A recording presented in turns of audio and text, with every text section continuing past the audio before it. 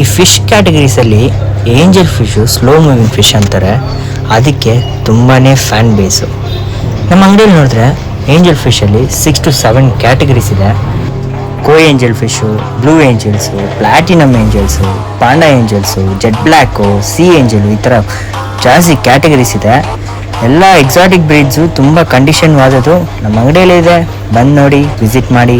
ಶಾಪಿನ location TC ಪಲ್ಲೆ main road, ರಾಮತಿ Nagar, Bengaluru.